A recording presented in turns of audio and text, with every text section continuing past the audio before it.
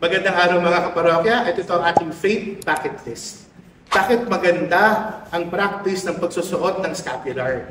Ang scapular po ay binigay ng Mahal na Birheng Maria kay St. Simon Stock. At sinabi ng Mahal na Birhen na sino man ang susuot ng scapular na ito ay hindi mapupunta sa impyerno.